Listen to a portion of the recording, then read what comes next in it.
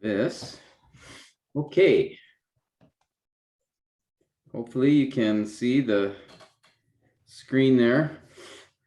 Well, thank you. Last week, I apologize. I was not able to have the class, but thank you for your kind wishes for my daughter and her birthday. We had a really good time together, so I appreciate that. And again, sorry for my delay this morning. My computer was having trouble, so. But it's good to see you. Thank you for making the time, brothers, to participate. I wanted to just continue on together. Oh, excuse me. In our prophetic analysis of, we're going to use the book of Obadiah as example today. But just to remember where we're at in our study, we've been looking at the fourth step, really, that the passage level analysis. Maybe I could divide it up that way. The first three steps, again, remember, this is the book level. And then the fourth step and the remaining ones is the passage level, where we actually are looking at a particular passage within, let's see, move it over. Particular passage within the book. All right, and that's where we're at now. And the first step of that part, the passage analysis, is what we call prophetic analysis. So this is where we do everything specific to the prophetic genre. Notice the rest of the steps after that are the same that we do for the other genres. Now, when we look at the steps for the prophetic analysis, this is what we've been spending time on the last several sessions, the last few sessions anyway, in looking at, okay, how do we examine a prophetic passage? What are the specific things we want to be looking for? And the first thing we want to consider is, what kind of genre is this prophetic passage? Is it coming in the form of a narrative or poetry? Is it a sermon? And so we want to understand that, because, for example, if it's poetry, then we're going to need to carry out the poetic analysis, which we learned in the last module. All right. Now, if it's narrative, we want to consider some of the elements of the narrative analysis that we looked at in module 2. All right. So those are the reasons we want to see what kind of genre the prophetic book is in. And then after that, we simply want to identify the time frame, the nature and time frame of the passage that you're looking at. Again, the prophetic books sometimes can go back and forth in time.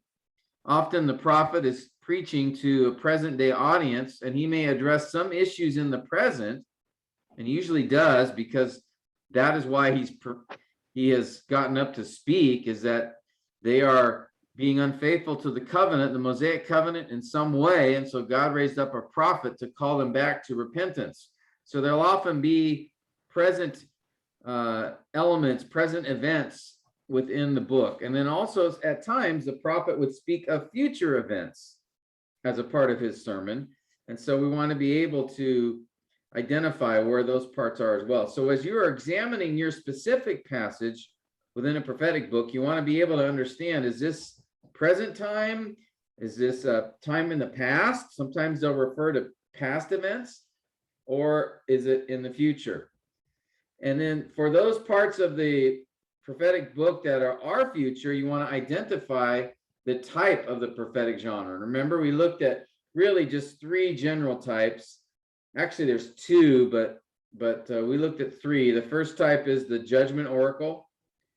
The second type is the salvation oracle. And the third type we consider was apocalyptic, which is really a subcategory of the judgment oracle. And then we talked about identifying what appears to be symbolic language within the passage that we're looking at. Again, symbols are a little bit stronger than figures of speech. The symbolic language could be something in the text that specifically represents something else. Usually it's representing a nation or a person or something like that. And then indicate how that passage that you're studying fits into the flow of thought. So if you're looking at a particular section in the book, how does that section fit with what's around it? And at times that will help us to understand, especially if he's talking about future events, it will help us to better understand them. We looked at an extensive example in Micah last time that showed us the importance of understanding how that chapters 4 and 5 fit in the overall flow of thought, so that we can understand what Micah was doing. Because if you remember, he was going back and forth in time, and it didn't make a lot of sense. But when we understand that he was giving those prophetic statements of future events because they fit within the theme of what he was talking about, which is God delivering them from times of difficulty, ultimately giving them the Messiah, who would be the ultimate deliverer. And then lastly, the sixth step that we note here is to indicate if your passage is cited anywhere else in the Bible. All right, either in another book in the Old Testament, or is it cited in the New Testament, and what is said about it. Okay, so these were the six parts of the prophetic analysis that we looked at. So what I want to do now is essentially I want to have us examine, do an example of prophetic analysis on Obadiah verses 10 to 14. I'm going to have you guys do this, and then we will talk about it together. But before we do that, what I want to do is I'm going to have us read the book of Obadiah. It's only 20 verses, so we're going to read through it together. And then I'm going to give you some time to carry out these steps in prophetic analysis, all right? So I'll explain that when we get to it. But first, let's go ahead and read the passage, Obadiah. We're going to read the whole book because it's not very long, and then we will focus our attention on verses 10 to 14. So Pastor Harriman, I'm going to have you read verses 1 to 4. Pastor Ramil, I'm going to have you read 5 through 8. And then Kent, 9 to 12. Brother Emmanuel, Emmy, I'm going to have you read verses 13 through 16. And then Edwin, if you could read 17 to 19. And then Joshua, if you could read the last few verses, 20 and 21. Okay? So we'll start. And I have both sides here is the New American Standard. So you can read. Okay. Pastor Herman, if you could read 1 to 4. Verse 1, the visions of Obadiah. Thus says the Lord concerning Edom, we have heard a report from the Lord, and an envoy has been sent among the nations, saying, Arise and let us go against her for battle. Behold, I will make you small among the nations. You are greatly despised. The arrogance of your heart has deceived you. You who live in the cliffs of the rock, in the loftiness of your dwelling place, who say in your heart, who shall bring me down to earth? Do you build high like the eagle? Do you set your nest among the stars? From there I will bring you down, declares the Lord. If thieves came to you, if robbers by night, oh, how you will be ruined. Would they not steal only until they had enough? If grape gatherers came to you, would they not leave some gleanings? Oh, how Esau will be ransacked, and his hidden treasure searched out. All the men allied with you will send you forth to the border, and the men at peace with you will deceive you and overpower you. They who eat your bread will set in an ambush for you. There is no understanding in him. Will I not on that day, declares the Lord, destroy wise men from Edom and understanding from the mountain of Esau?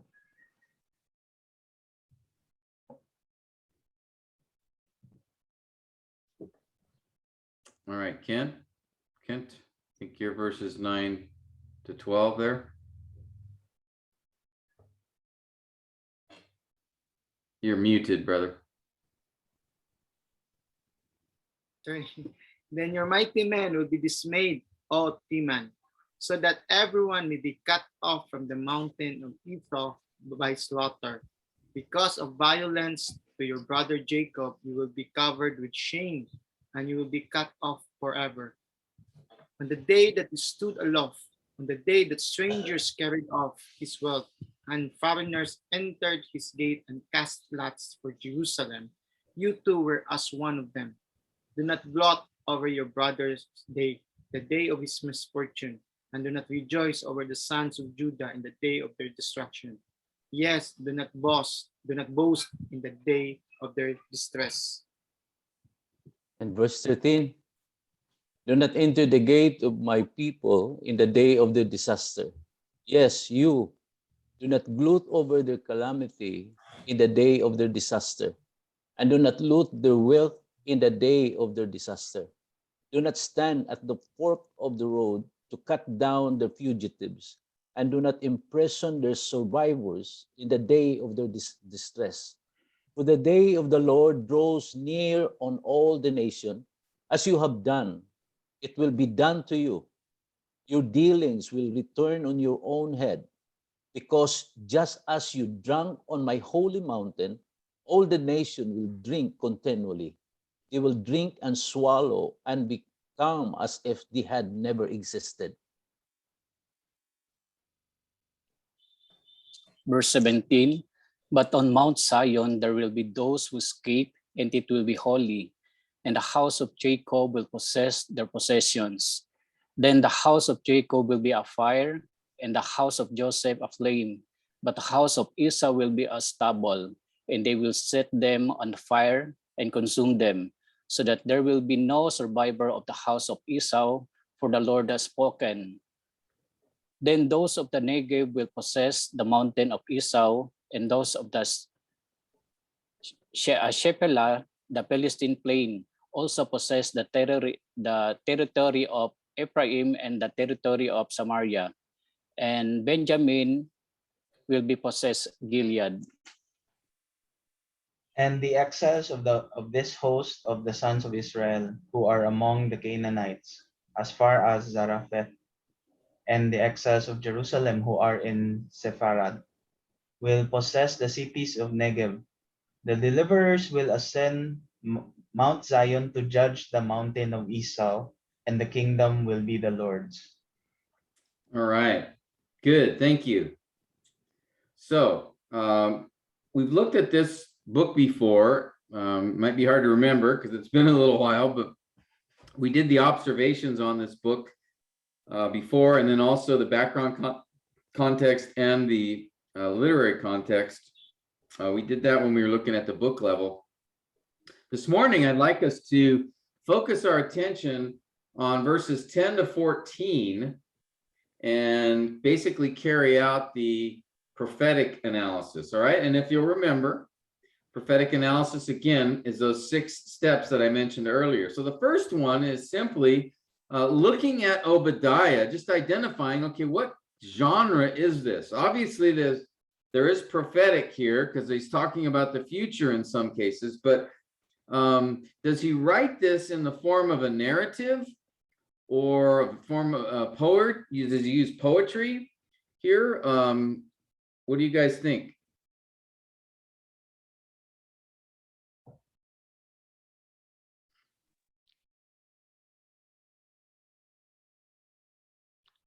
Poetic. Yeah, it's poetic.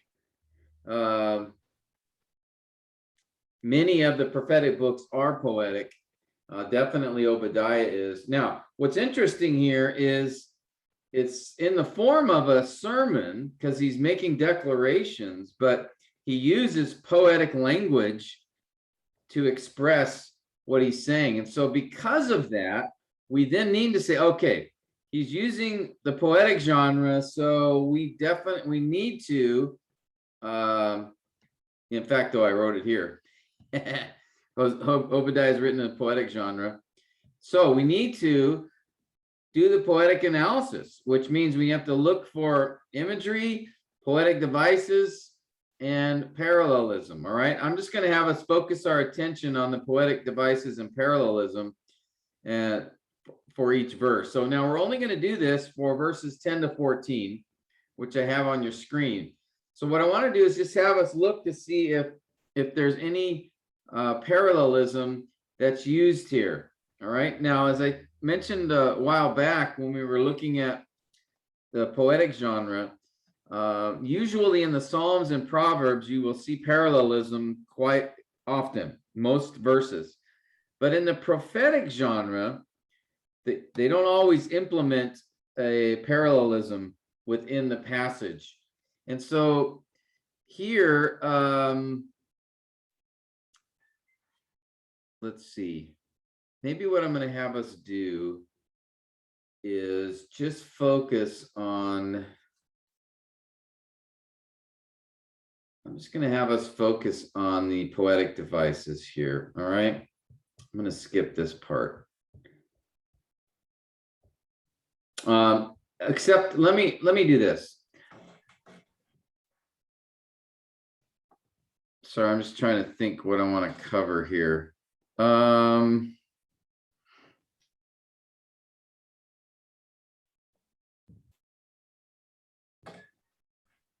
Yeah, I think I'm going to focus our attention on the poetic devices because there's not a lot of parallelism actually being used here. So yeah, let's do that. I think that'll be more fruitful. All right. So just want to remind you again of the poetic devices that are used in the poem. Again, remember there are really two categories. We have the figures of speech, which we see in Hebrew poetry. If you remember those, the simile, the metaphor, hypocatastasis, those are the devices of comparison. And again, remember when we talk about a figure of speech or figurative language, those are words that are put together that don't mean what their literal definition says they mean. They mean something else. And so the different kinds of poetic devices, figurative language, figures of speech are what I've got here that we looked at. And we talked about there's the categories of comparison. When, simile is this is like that. The metaphor, which says, this is that. And then the hypocatastasis, there are attributing features. Remember personification, which is attributing human characteristics to a non-human object. Anthropomorphism is specific to God, attributing human characteristics to God. And then the zoomorphism is attributing animal characteristics to God. And then we had the forms of substitution, metonymy.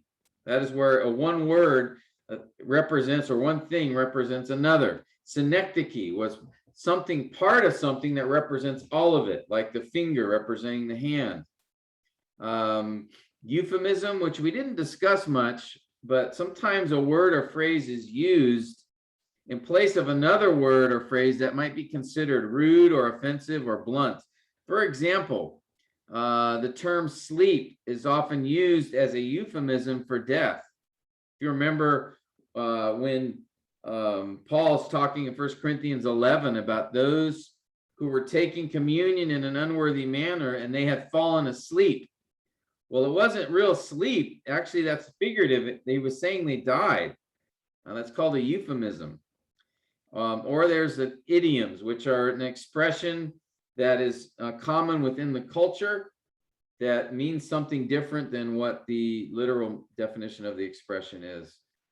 We looked at hyperbole, that's exaggeration, irony, where the author means something different than what he says, wordplay, and then finally the merism, that communicates the totality of something using two contrasting words like day and night, or from east to west, forever and ever, the heavens and the earth. Those are expressions that convey the totality of something. All right, so these are the forms of figurative language that we want to look for.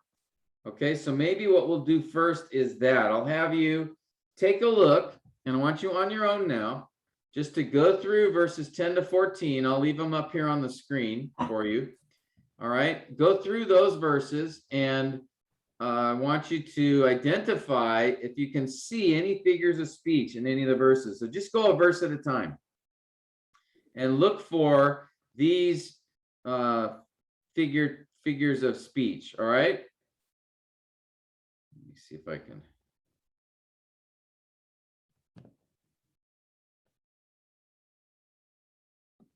Okay.